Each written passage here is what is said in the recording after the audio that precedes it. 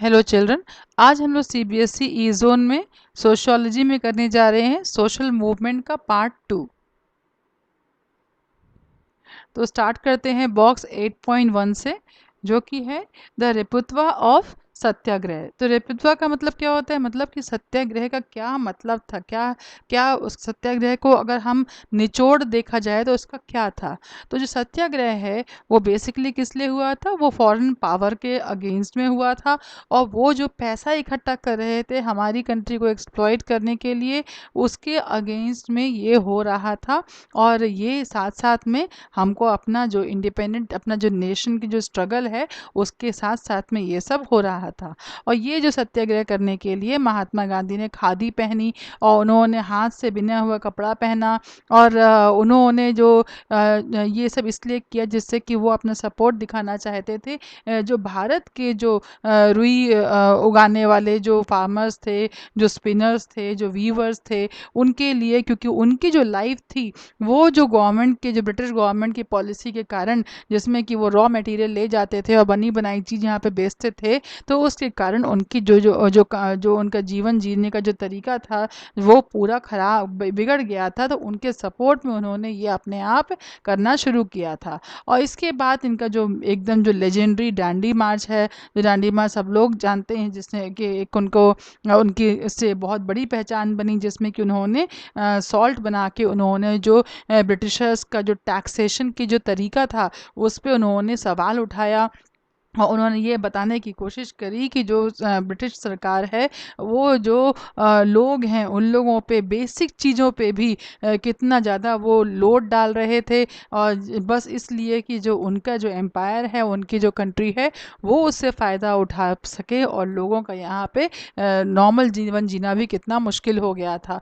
तो गांधी जी ने जो लोगों को इकट्ठा करने के लिए एक मूवमेंट में साथ बनाने, साथ उनका अपना साथ जुटाने के लिए उन्होंने लोगों की एक जो रोज़मर्रा की जो चीज़ें हैं, कपड़ा और जो नमक, उसको लेकर उन्होंने लोगों को अपने साथ में जोड़ा था।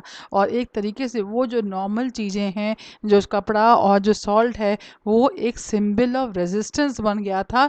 मतलब एक सिंबल जिसके कारण लोग विद्रोह करने लग गए थे ब्रिटिशर्स के अगेंस्ट। ये हम लोग अब करते हैं बॉक्स 8.3। इस बॉक्स 8.3 में एक स्पीच है अंकुश काले की। जो अंकुश काले जी जो एक पर्दी कम्युनिटी में जो पैदा हुए थे, उन्होंने एक पब्लिक मीटिंग में ये स्पीच दी थी। इन्होंने ये बोला था कि जो पर्दीस हैं वो एक बहुत ही अच्छे वो शिकारी माने जाते हैं, और लेकिन लोग जो जनरली उनको एक क्रिमिनल के रूप में देखते हैं, और जो कम्युनिटी, जो उनकी जो कम्युनिटी है, उसको पुलिस का टॉर्चर सहना पड़ता है। जब भी कोई चोरी होती है, और जब भी कोई विलेज में कोई चोरी होती है, तो इन्हीं लोगों को पकड़ा जाता है, और इनकी जो औरतें हैं इनको बहुत बुरी तरीके से एक्सप्लॉइट करा जाता है, और इन लोगों को ये ह्यूमिलिएशन अपनी औरतों की देखनी पड़ती है, सहनी पड़ती है। और जो सोसाइटी है वो इनको अपने से दूर रखने की कोशिश करती है, इनका साथ नहीं देती है किसी भी मामले में, क्योंकि वो इनको ये चोर समझती है। तो वो बोलते हैं कि ये सब है के बावजूद भी क्या लोगों ने कभी सोचा कि हम लोग इस तरीके से क्यों हैं, हम लोग क्यों अगर चोरी कर रहे हैं तो क्यों चोरी कर रहे हैं। तो ये तो बेसिकली एक समाज है जिसने हमको इस तरीके से बनाया है, और हम लोगों को चोरी करने के लिए मजबूर किया है, क्योंकि हमको यही कहते कहते इन्होंने कभी भी हम लोग कहीं भी नौकरी नहीं दी। तो जब हमारे पास नौकरी ही नहीं मिलती है समाज में, तो हम लोग आखिर करें क्या। तो ये है बॉक्स 8.3 का, जो कि दिखाता है एक स्थिति, ये एक समाज की स्थिति को दर्शाता है। और जो एक समाज की कोई प्रॉब्लम है उसके बारे में ये हमको बताता है। अब आता है difference between social change and social movement. तो सोशल चेंज क्या होता है? सोशल चेंज एक ऐसा चेंज होता है जो कि हमेशा निरंतर होता रहता है, और ये continuous and on going process है। मतलब इसमें कभी भी ये रुकता नहीं है, लोगों को पता ही नहीं चलता है कि कब चेंज हुआ। अचानक देखते हैं कि ये महसूस होता है कि अरे ये तो बहुत बड़ा चेंज हो चुका है। तो ये एक ऐसा हिस्टोरिकल प्रोसेस है सोशल चेंज, जिसमें कि बहुत बहुत बहुत लोग इन्वॉल्व होते हैं, और उन सब के इकट्ठा जो एक्शंस होते हैं और वो अलग अलग टाइम फ्रेम में होते हैं, अलग अलग जगह पे हो रहे होते हैं, लेकिन इकट्ठा मिलके वो एक सोशल चेंज क्रिएट कर देते हैं। अब सोशल चेंज का एग्जाम्पल अगर देखें तो क्या है, जैसे सेंसिटाइजेशन एंड वेस्टर्नाइजेशन हम लोगों ने जो पढ़ा था, तो उसमें क्या है, वो एक सोशल चेंज है जो कि रातों रात कभी नहीं हुआ, किसी ने डिमांड नहीं करी, किसी ने प्रोटेस्ट नहीं करा, लेकिन वो चेंज आ गया। जब हम वेस्टर्न कंट्रीज़ को हमने हमने अडॉप्ट करना शुरू किया तो किसी ने आवाज़ उठा के बोला नहीं कि हमको वेस्टर्न तरीक़ों को अपनाना चाहिए, लेकिन हमने धीरे धीरे धीरे धीरे स्वतः ही उसको अपना लिया। तो ये हुआ सोशल चेंज। और सोशल मूवमेंट क्या होता है? सोशल मूवमेंट का हमेशा एक गोल होता है कि हमको ये पाना है, और वो कई लोगों का लॉन्ग एंड कंटिन्यूस एफर्ट्स जो वो लोग करते हैं, उसके उसके वो उसके द्वारा वो सोशल मूवमेंट करके उस जो गोल को वो लोग प्राप्त कर लेते हैं, तब उसको सोशल मूवमेंट कहते हैं। अब हम लोग देखते हैं कि सोशल जो मूवमेंट है वो क्यों हम ज़रूरी है हम लोगों को सोशोलॉजी के पॉइंट ऑफ व्यू से।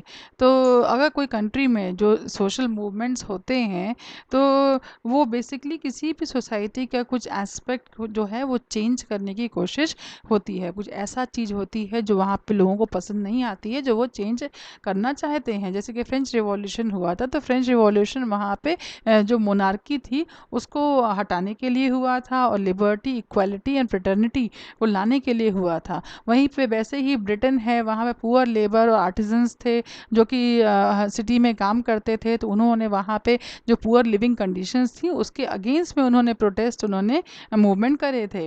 और जो इंग्लैंड में जो फूड राइट्स हुए थे, उसको सरकार ने बहुत दबाने की कोशिश करी थी, और ये जो प्रोटेस्ट थे वो समझा जाता था कि वो जब हो रहे हैं तो जो सोसाइटी में, समाज में एक जो तरीका चल रहा है, जो एक ऑर्डर ऑफ द सोसाइटी है, वो उसके लिए ये खतरा बन जाते थे।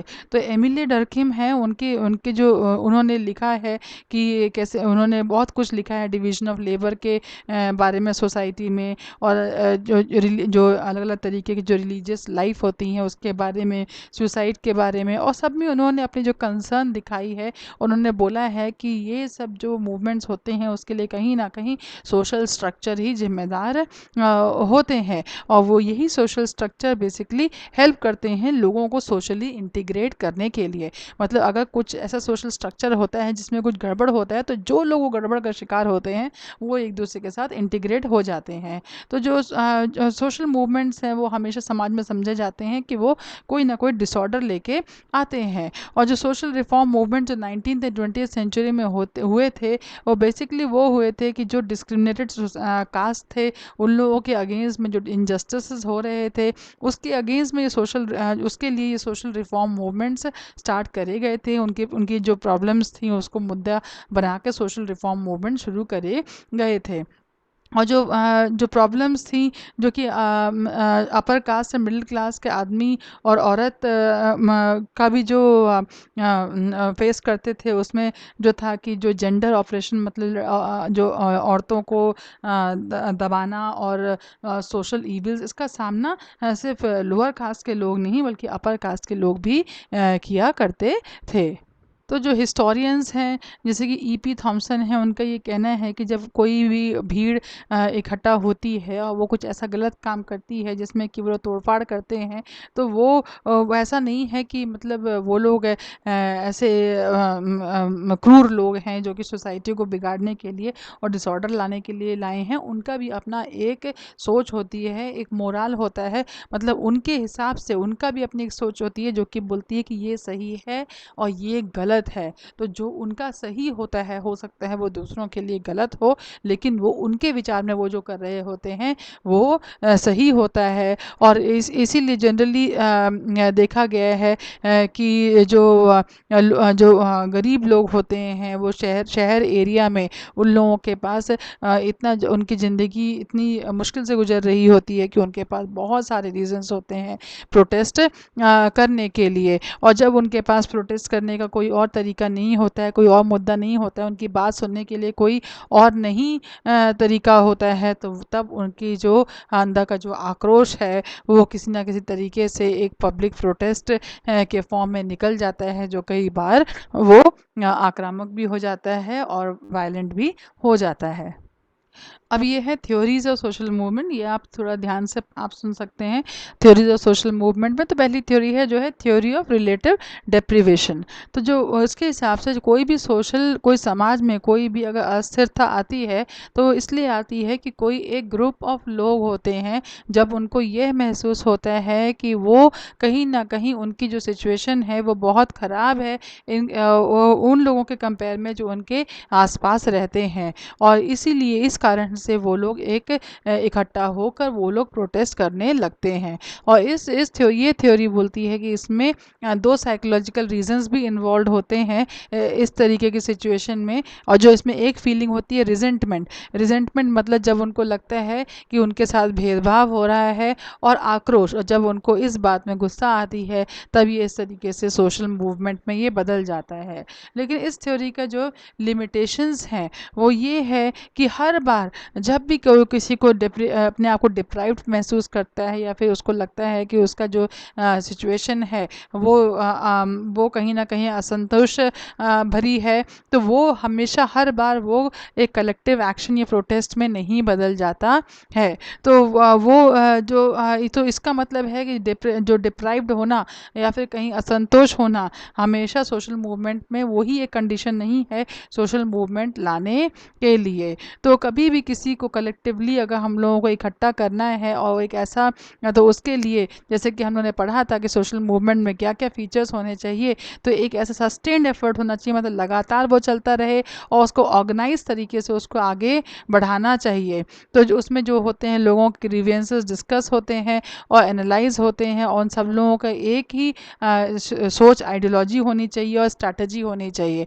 तो जब तक सब लोग, बहुत सारे लोग एक ही तरीके से अपने आप को डिप्राइव्ड ना फील करें, तब तक ये काम नहीं होता है। जब तक लोग इकट्ठा एक ही चीज़ से डिप्रीवेशन होने पे उनको ये महसूस ना हो, बहुत सारे लोगों को सेम महसूस ना हो, तभी तक वो मोबिलाइज नहीं होंगे, वो ऑर्गेनाइज नहीं होंगे, वो इकट्ठा नहीं होंगे, और वो मूवमेंट में नहीं बदलेगा।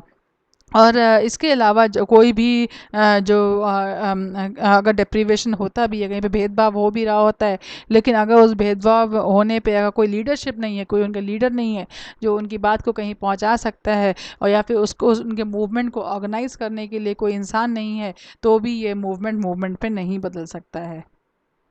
अब हम लोग दूसरी थ्योरी में आते हैं, जो थ्योरी ऑफ सोशल मूवमेंट, जो कि है Mancur Olson's the logic of collective action. तो इसमें जो ऑल्सन है ये स्टेट करते हैं कि कोई भी इंसान, अगर कोई भी आदमी वो अगर सोशल मूवमेंट का कोई पार्ट बनता है, तो उसका उस मूवमेंट में पार्टिसिपेट करने के पर कुछ भी उसका कुछ स्वार्थ भी होता है। और जब उसका स्वार्थ फुलफिल होता है, तब तक तो वो, जब तक उसका स्वार्थ फुलफिल हो जाता है तब वो सोशल मूवमेंट भी छोड़ देता है, और वो सोशल मूवमेंट ज्वाइन करता है, क्योंकि उसका खुद का स्वार्थ उसमें कहीं ना कहीं जुड़ा हुआ होता है। तो ये जो थ्योरी है ये इस थ्योरी पे बेस्ड है कि इंसान जो इंसान है उसकी जो रैशनल थिंकिंग है, मतलब रैशनल मतलब कोई क्वेश्चनिंग, कि मैं क्यों, ये क्वेश्चनिंग कि मैं क्यों किसी सोशल मूवमेंट का पार्ट बनूं अगर मुझे उससे कोई भी फ़ायदा नहीं हो रहा होता है। तो कोई अपना नाम पाने के लिए सोशल मूवमेंट का पार्ट बन सकता है, या फिर कोई अपना मुद्दा जो खुद भी सफ़र कर रहा हो वो उसका सोल्यूशन पाने के लिए वो सोशल मूवमेंट का पार्ट हो सकता है। और कोई भी इंसान किसी भी सोशल मूवमेंट का पार्ट नहीं बनेगा जब तक कि उसको उससे कोई फ़ायदा नहीं हो रहा हो। और एक और चीज़ कि उसको जो फ़ायदा हो रहा हो वो ज़्यादा होना चाहिए, और उसको उस मूवमेंट में ज्वाइन करने से जो रिस्क है या फिर जो नुकसान है वो उसको कम होना चाहिए। तो ये जो थ्योरी है ये इस सोच पे आधारित है कि इंसान हर चीज़ को प्रश्न कर कर ही किसी चीज़ में वो जुड़ता है, और जब तक उसको किसी चीज़ में फ़ायदा नहीं होता है वो उस चीज़ में नहीं जाता है। अब आती है third theory of social movement, जो कि है McCarthy and Giles resource mobilization theory. तो ये जो इन्होंने जो ऑल्सन के जो थ्योरी थी कि जब तक इंसान का खुद का अपना कोई स्वार्थ ना हो तब तक वो कोई मूवमेंट नहीं ज्वाइन करता है, इसको इन्होंने पूरी तरीके से इन्होंने गलत साबित करने की कोशिश करी। और इसका जो एग्जाम्पल है वो हमारे लिए है कि अन्ना हज़ारे, उन्होंने जब अपने जो मूवमेंट करा था जो कि ये करप्शन के अगेंस्ट में था, तो उसमें उनका खुद का अपना कोई सेल्फ इंटरेस्ट नहीं था, लेकिन उन्होंने लोगों के लिए ये करा था। तो ये इन्होंने इसको गलत साबित किया। लेकिन इनका ये कहना था कि कोई भी अगर मूवमेंट होना है तो उसके लिए रिसोर्स होने की बहुत ज़रूरत है। अगर लोग रिसोर्स को इकट्ठा कर सकते हैं और अलग अलग तरीक़ों से, तो वो मूवमेंट का सक्सेस हो सकता है। और जो मूवमेंट का रिसोर्स के लिए जो रिसोर्स इकट्ठा करने के लिए लीडरशिप की बहुत ज़रूरत है। और एक लोगों को इकट्ठा होकर एक ऑर्गेनाइजेशन कैपेसिटी होनी चाहिए, लोगों के बीच में बातचीत करने के लिए कम्युनिकेशन की फैसिलिटी होनी चाहिए। और ये सब तभी हो सकता है जबकि जो प्रेजेंट जो तरीका चल रहा है, जो पॉलिटिकल जो स्ट्रक्चर है, उसके रहते वो ये सब किस तरीके से कर सकते हैं, डिपेंडिंग अपॉन कि उस कंट्री का क्या पॉलिटिकल स्ट्रक्चर है। तो उसमें वो जितना ये सब कर सकते हैं उतना ही ज़्यादा सक्सेस उस मूवमेंट का हो सकता है। लेकिन इस मूवमेंट का लिमिटेशन ये है कि क्रिटिक्स ये बोलते हैं कि जो सोशल मूवमेंट है उसको हमेशा उसको ज़रूरी नहीं है कि अगर रिसोर्सेज नहीं मिलेंगे तो सोशल मूवमेंट वो सक्सेस नहीं हो सकता है। इसका जीता जाता जागता जो एग्जाम्पल है वो हमारा फ्रीडम स्ट्रगल है कि हमारी कंट्री में ना ही हम लोग के पास पैसा था, ना पॉलिटिकल पावर था, लेकिन हमारे पास एक ही रिसोर्स था, वो था ह्यूमन रिसोर्स। और उस ह्यूमन रिसोर्स और एक अच्छे लीडर के साथ ये हम लोगों का जो इंडिपेंडेंस का जो स्ट्रगल है वो कामयाब हो सका था। और एक लिमिटेड, इसलिए जो लिमिटेड मटेरियल रिसोर्स होकर भी अगर जो अच्छा ऑर्गेनाइजेशन बेस है, तो हम अपने जो मूवमेंट है उसको हम सक्सेस बना सकते हैं। तो इस तरीके से ये थ्योरीज और सोशल मूवमेंट भी ख़त्म होती है।